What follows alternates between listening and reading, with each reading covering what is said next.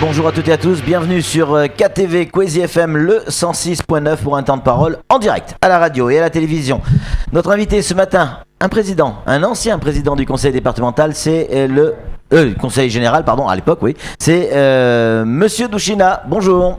Bonjour. Merci d'être avec nous. Vous avez regardé, écouté, entendu, comme nous, les déclarations du président Swabadine, du président du conseil départemental. La première réaction qui vous vient à l'esprit après avoir entendu, c'est quoi ? Je pense qu'il y a cette fois-ci, par rapport à ce que j'ai pu entendre avant, par rapport à ce qu'on a eu dans la presse, un peu plus de responsabilité dans les déclarations. Parce que j'ai entendu une fois, oui, la DSP était mal ficelée, c'est un peu le travail des personnes qui m'ont précédé qui était mauvais, et je crois que ce n'était pas très responsable de la part d'un président. Là, il nous dit qu'il va faire appel à un avocat, au service d'un avocat, qui va travailler, relever les manquements, et je crois qu'il a pris de la hauteur, et je salue cette responsabilité au lieu de jeter l'opprobre sur son prédécesseur comme ça. Et je voudrais aussi effectivement rappeler que ce n'est pas quelque chose de facile, une DSP. Et il s'agit ici de retrouver la paix sociale, parce que ça fait un bon moment que la population est en ébullition. Tous les acteurs du port, en tout cas certains, souffrent.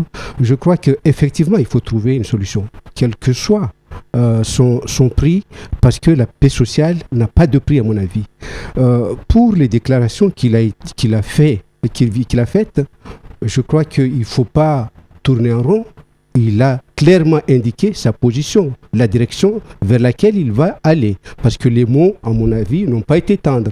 On ne demande pas non plus forcément de la tendresse dans les propos tout le temps. Quand il faut dire les choses comme se doit, on doit les dire. Mais le président Swabadine, d'après en tout cas la lecture que je fais de cette déclaration, est déjà déterminé à résilier le contrat, la DSP. C'est clair. Est-ce que selon vous, président Douchina, est-ce que le président Swabadine, il est dans l'action ou il est encore dans la politique politicienne ? Dans le sens où il faut calmer la population qui a pris parti pour la Smart et qui veut dégager Idanel. Est-ce qu'il n'est pas en train de faire de la politique ou il est vraiment dans l'action ? C'est seulement l'avenir qui va nous le dire. Oui. Forcément, s'il est président du conseil général, c'est qu'il fait de la politique. Oui. Et c'est ça qui lui a permis d'arriver à ce stade. Mais quand on est président, on a beaucoup de pression autour des gens qui... Des pressions, il y en a beaucoup. Mais je crois que là, vraiment, il faut prendre les choses froidement, avec beaucoup de lucidité, ne pas céder sur la pression de la rue. C'est une affaire, moi je dis encore une fois, je n'ai pas de parti pris. Ce qui importe pour moi, c'est de trouver la paix sociale. Mais dans cette affaire-là, il faut savoir que si on s'acheminait vers la résiliation du contrat, ça ne peut pas se passer sans conséquence pour le conseil général. Ce qui ne veut pas dire que je ne voudrais pas l'inciter à le faire si ça se justifiait. D'abord, en termes de temps, ça va durer au moins 2 à 3 ans. Dans la procédure. À mon avis, je ne suis pas juriste, mais après, à supposer que le tribunal administratif annulait la DSP, je suppose que la délégataire va interjeter appel, va aller un peu plus loin. Ça veut dire qu'on ira encore vers 4, 5, 6 ans. Ça sera la fin de la mandature. Mais maintenant, la question se pose. Effectivement, quand il dit vaut mieux tôt que tard, peut-être que si les manquements justifiaient la résiliation du contrat, ça doit être pris. Maintenant, au moment où nous parlons, je n'ai pas toutes les informations sur les manquements existants. Je peux supposer que les partenaires ont pu déjà les repérer et les dénoncer. En tout cas, ce que je voudrais dire aussi, c'est que il ne faut pas que le conseil général, qui est aussi effectivement le délégataire, oublie que c'est un contrat qui s'est passé pour moi en tout cas, dans de bonnes conditions. Ça a été long quand même, ça a été très long. Justement parce que ça respecte des étapes. Toutes les étapes ont été respectées. Et dans la commission, il y avait un peu de tout le monde. Je veux dire, la majorité, les couleurs politiques. Oui, toutes les couleurs politiques. Il y avait la majorité d'alors, il y avait des personnes de l'opposition. Ce qui ne pourrait pas s'imaginer dans la configuration actuelle du Conseil général. Si jamais il se passait une commission de ce genre, je peux vous dire que tous les 10, on n'est pas dans des commissions de ce genre. Alors que là, on avait, en l'occurrence, à l'époque, dans l'opposition, Ali Bakar, on avait Zaidou Tavanday, on avait Benissa, qui était... Benissa n'était pas dans l'opposition, mais dans l'opposition, on avait deux personnes qui sont à droite, si vous voulez les localiser dans l'échiquier. Et je crois que la transparence y était. Maintenant, ce qu'on peut déplorer, effectivement, on peut se demander, est-ce que la délégataire respecte effectivement toutes les conditions? Alors, on va donner la parole à Samuel Bocher qui a une question à vous poser, Président, mais juste avant, on a un message d'Issiaka Abdillah. Il envoie ce message, je vais le lire en direct, on le découvre ensemble. La déclaration du président du conseil départemental est fort sympathique, mais n'apporte pas de réponse immédiate au conflit qui oppose la SMART à MCG. L'évaluation des manquements est une procédure longue et fastidieuse. Les insuffisances se situent de part et d'autre. Le délégant, c'est-à-dire le conseil départemental, ne peut pas s'en dédouaner au risque que l'arroseur peut rapidement être arrosé. Vous partagez son avis? Oui, tout à fait. Quand je dis que ce n'est pas quelque chose d'aussi facile et que ça ne peut pas se passer sans conséquences pour le conseil départemental financier, et puis en termes de temps, ça, c'est pas chose facile. D'ailleurs, je me demande, les gens maintenant qui crient, qui dénoncent, ils étaient là. Toutes ces personnes-là étaient là. Et faisaient partie des gens qui étaient consultés. J'ai l'impression que maintenant, il y a toute une équipe de personnes qui étaient là à l'époque, qui ne s'étaient pas associées pour prendre part à la DSP, pour demander à participer, et qui maintenant s'agitent pour demander à ce que ça soit annulé. Dans quel intérêt? Ça peut... L'avenir nous le dira peut-être. L'avenir nous le dira peut-être. Samuel Bocher, le rédacteur en chef de France Mayotte Matin, a une question à vous poser, Président. Oui, c'est vous qui en 2009 avez fin d'année 2009, lancé la procédure de DSP, quand vous étiez président du Conseil général. Vous avez stoppé la procédure parce que vous aviez estimé qu'il n'y avait pas suffisamment de prétendants. La procédure a été relancée par Daniel Zaidani, et là encore, il n'y avait que 2 prétendants. Ne fallait-il pas arrêter une nouvelle fois la procédure, puisqu'il y avait très peu de personnes morales à prétendre?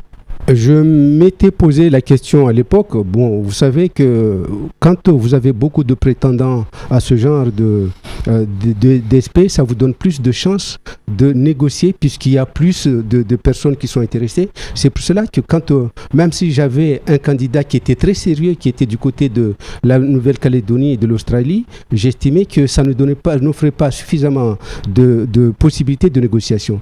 Effectivement, quand on a relancé la DSP avec le président Zaidani, je m'étais dans mon coin posé la question de savoir est-ce que c'était judicieux avec que 2 candidats encore. Mais je pense aussi qu'il avait raison de continuer parce qu'il y avait le temps. La situation du port n'était plus vraiment viable et il fallait continuer. Alors, question associée. Excusez-moi Patrick, mais je fais très vite. N'aurait-il pas été opportun à l'époque, où il n'y avait encore que 2 prétendants, peut-être de revoir la copie de la DSP, peut-être trouver une autre direction, comme un grand port maritime, ou peut-être un port autonome, ou pourquoi pas un conseil de surveillance? Peut-être, mais on n'y a pas pensé. Ouais, puis peut-être aujourd'hui la croisée des chemins en fait. Et il va falloir regarder l'avenir aussi maintenant, parce que effectivement on peut revenir en arrière autant d'années que l'on veut, mais il va falloir regarder ce qui va se passer maintenant. Et justement sur ce qui va se passer dans les mois, voire les années à venir. Imaginons effectivement, on fait de la fiction, hein, imaginons effectivement que le conseil départemental, Swaba Adine, fait en sorte que la DSP n'existe plus. On retire la DSP. il va y avoir des indemnités, il va y avoir un coût. Peu importe le Certainement. montant, il va y avoir un Souvent. coût qui va être important. On sait que le conseil départemental est déficitaire de 50 millions, grosso modo. Qui va payer cette indemnité qui va être donnée à Idanel? Le conseil départemental, c'est les citoyens, avec l'octroi de mer, avec les impôts, avec tout ça. C'est encore les citoyens qui vont payer. Forcément, mais bon, ceci étant, j'accorde le crédit au président Swabadine. S'il fallait stopper ça suffisamment tôt, il ne faut pas avoir toutes ces considérations, quel que soit le cas. Et le moment où on doit arrêter ça, il y aura un coup. Et puis, qu'est-ce qu'il dit? Effectivement, s'il y a tellement de manquements, je ne les connais pas, que ça sera forcément le conseil général, le conseil départemental qui aura à payer. Ouais. Maintenant, il faudra voir ces manquements-là, la liste. Je n'ai pas toutes les informations dont dispose le président Swabadine. Et puis, l'avocat qui a été commis pour faire l'enquête, peut-être, enfin, relever tous ces manquements-là, pourra dire qu'il y a suffisamment de matière à ce que l'on puisse aller de l'avant, s'aventurer vers l'annulation parce que les risques seraient moindres. Ça, c'est aussi une possibilité. Donc, moi, je dis, c'est à son âme et conscience, lui qui a tous les moyens de savoir vraiment quels sont ses manquements et Oui. avec l'expert qui sera là, si, à mon avis, les risques de coûts n'étaient pas aussi importants, pourquoi pas? Vous le feriez? Si effectivement j'avais relevé beaucoup de manquements et que Au risque de pénaliser la population encore avec de nouveaux impôts. et au préalable, après avoir tenté de négocier, de rappeler la personne à l'ordre, parce qu'il faut, je crois, que Oui. continuer la négociation. Relever un manquement, c'est pas parce que vous avez commis, même dans la matière judiciaire, il y a, comment dire, une personne qui fait une faute une première fois, qui n'en a jamais fait, il a quand même une indulgence, il bénéficie d'une indulgence. Et le droit à la deuxième chance. Voilà. Donc, ça suppose que le conseil général revoit avec la délégataire tous ces manquements, lui demander des garanties, lui donner le temps de prouver sa bonne foi, sa volonté. Et si après cette démarche, il n'y avait rien, oui, effectivement, il faudrait aller envisager l'annulation. Président, aujourd'hui, il y a une réunion importante qui va avoir lieu à 10h du matin, je crois. C'est le conseil portuaire. Beaucoup attendent de ce conseil portuaire. Alors, il y a qui dans ce conseil portuaire et quel est son rôle exactement dans le cadre de l'affaire qui nous intéresse aujourd'hui? Le conseil portuaire, d'abord, a comme rôle de surveiller, de veiller à la vie au quotidien du port. Donc, vous avez des représentants du Conseil général, du monde économique, et je crois que c'est une instance qui peut effectivement dire si la délégation de service public qui a été attribuée a respecté toutes les conditions ou pas. C'est une instance qui est, à mon avis, capable ou bien qui est en tout cas habilité à dire ce genre de choses. Mais elle est composée comment? Il y a des gens qui sont majoritaires? C'est comme dans un comité? Comment ça fonctionne? Je ne peux pas vous dire. Bon, franchement, Ouais, il faudrait que je le voie. Ok. En tout cas, on vient de recevoir encore un message. Je félicite l'audace du président Swabadine Ibrahim d'avoir osé faire cette déclaration digne de la part d'un président, peu importe le temps et ce que ça coûte. Qui a pu dire ça? Vous avez une idée? Balachi, de la CFDT. Très bien. En attendant, si vous... Allez-y, c'est la dernière. En conclusion, on parle du conseil départemental, c'est une chose, mais il y a aussi une entité qui a son mot à dire, c'est la préfecture, et le préfet sera présent normalement ce matin. Quel est le poids de la préfecture au sein du conseil portuaire et du port de Longoni? C'est un modérateur dans cette affaire-là, et puis le préfet, en tant que représentant de l'État, a son mot à dire, effectivement. Vous savez, même si on est libre de mener la DSP, libre dans le respect des règles, le préfet, il a toujours son mot, son regard à jeter. Et effectivement, il peut rappeler à l'ordre et la collectivité et le délégataire quand il y a des manquements, quand de part et d'autre. Il peut nous le rappeler parce que ces services aussi, ils ont des juristes, ils ont des gens qui peuvent contrôler et il peut, comme tous les actes que nous prenons au Conseil général, quand il n'est pas d'accord, il peut dénoncer et puis nous déférer au tribunal administratif. Je crois qu'il a aussi ce pouvoir de dénoncer et de provoquer un changement de position, d'attitude, de part et d'autre. Juste pour conclure, une réponse en oui ou non. Allez, si on devait, sur une échelle de 0 à 10, mettre le curseur sur le degré de gravité de la situation par rapport au port aujourd'hui, vous le mettriez à quelle échelle? De 0 à 10? Pour l'instant, je le mettrai à 5. Ouais, donc c'est pas si grave que ça pour le moment. Pour l'instant. Merci en tout cas, Président, d'être venu sur ce plateau, d'avoir répondu à nos questions. C'était votre temps de parole. Tout de suite, la suite de nos programmes.